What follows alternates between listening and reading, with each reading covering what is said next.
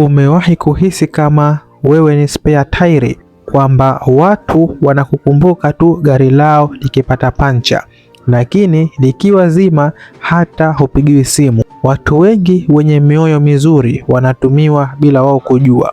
Wanajikuta wanatoa nguvu, muda na fedha zao kwa watu ambao hawathamini chochote. Leo nitakupa ishara 3 za wazi kabisa kwamba unategewa mtego wa kutumiwa.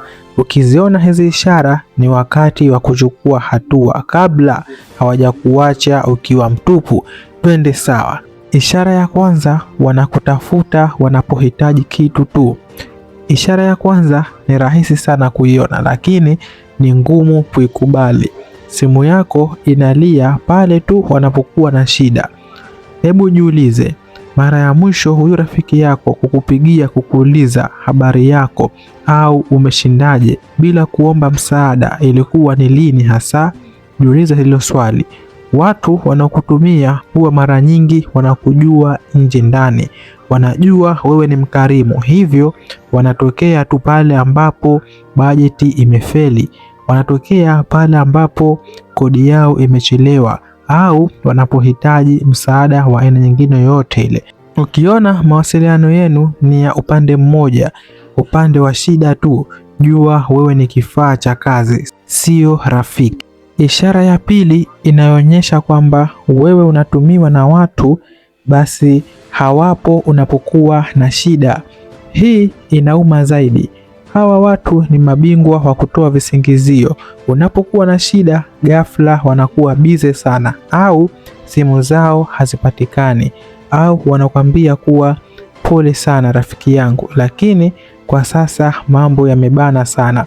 Urafiki ni barabara ya pande mbili. Kama wewe ni daraja la wao kuvuka kila siku, lakini wewe ukitaka kuvuka daraja hilo unakuta limevunjika, basi hapo hakuna urafiki, kuna unyonyaji tu. Kumbuka, watu wa kweli wanatambuliwa kwenye shida na sio kwenye raha. Ishara ya 3 na ambayo ni ya mwisho kwa siku ya leo ni kwamba wanakusahau baada ya kuwasaidia.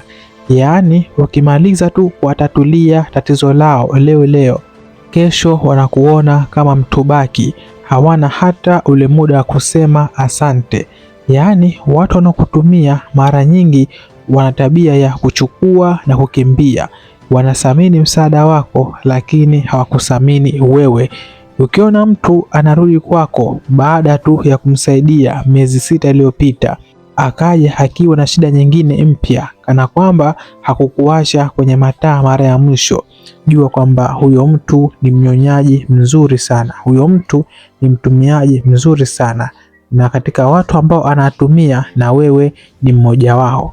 Kwa hiyo sasa, kusikiliza ishara hizi haitoshi peke yake, inabidi uanze kuweka mipaka. Kusema hapana haikufanyi uwe mtu mbaya, inakufanya uwe mwenye kujithamini.